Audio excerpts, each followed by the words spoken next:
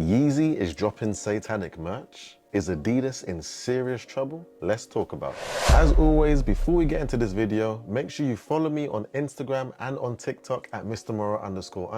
and subscribe to the channel for a chance to enter our 3K sneaker giveaway. Let's go. Now, if you've been following the brand, you would have seen that Yeezy and Gosha launched an additional line of clothing over the weekend, which consists of a hoodie, a boxy fit t-shirt, and sweatpants that are all available in the heavy grey colorway, as well as some socks that released in grey and black. Now, there were some initial criticisms about the socks being quite overpriced in comparison to the other items that are there for sale. For me, I just see it as they're being consistent to selling everything at $20 or £16 for us in the UK, and they have to make their money back where they can. Now, there has been some discussion in regards to the slogan that is printed on the clothing, which is Russian for black dog. According to Wikipedia, it says, "The black dog is a supernatural, spectral, or demonic hellhound originating from English folklore that has also been seen throughout Europe and the Americas. It is usually unnaturally large with glowing red or yellow eyes and is often connected with the devil as an English incarnation of the hellhound and is sometimes an omen of death." Now, if you continue reading, it does say later on that some black dogs, however, such as the Gert dog in Somerset, are said to behave benevolently as guardian black dogs, guiding travelers at night onto the right path or protecting them from danger. The black dog is a recognized folkloric motif. Now, for me, I'm really not too sure spiritually what these are symbolic of. I would say from a more of a fashion perspective, I'm intrigued to see the quality of the clothing. I think for a lot of people, they normally associate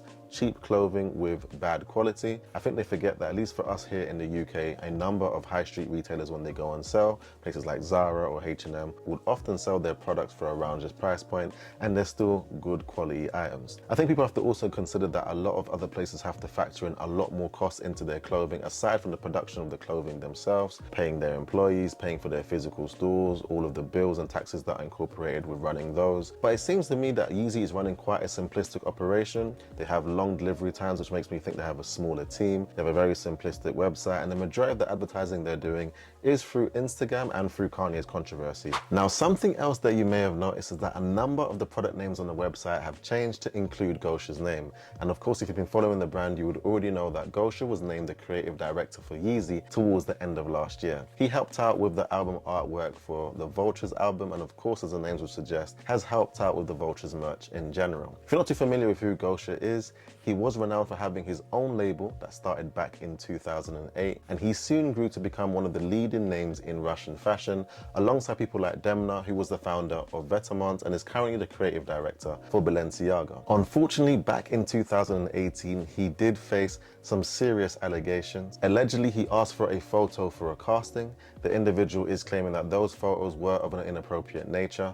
Later that year, he did announce the closure of his own brand, and he pretty much went silent from then on and has resurfaced now as a creative director. So it's going to be interesting to see some of the work that he's going to do with Yeezy. People have criticized Ye for employing him, as it is somewhat controversial. As far as I'm concerned, none of these allegations actually led to his conviction, so he's innocent until he's proven guilty. Now, it seems like Adidas might be in some trouble, at least in regards to Yeezy. If you remember in the last video, I spoke about the fact that the Yeezy 350 Steel Grey failed to sell out after a video that was uploaded by Kanye to his social media basically claimed that these were fake Yeezys, an unauthorized colorway that he wasn't being paid for. Well, another video has surfaced in which Kanye doubles down on his claims, and I have to admit, this video is a bit better put together and more concise. He does give further details into some of the reasons why he is currently disputing Adidas, basically explaining that they didn't keep up some of their obligations, burning the shoes, paying his royalties, etc, etc. Now, looking again, it seems like after the initial 350 release that we saw in the Steel Grey, we did see the Yeezy 500 in the Stone Salt colorway, the return of the Beluga Reflective for us here in the UK. We also saw the Yeezy Slide Dark Onyx in a full size run, and we are currently seeing the launch of the Yeezy Slide in the Salt colorway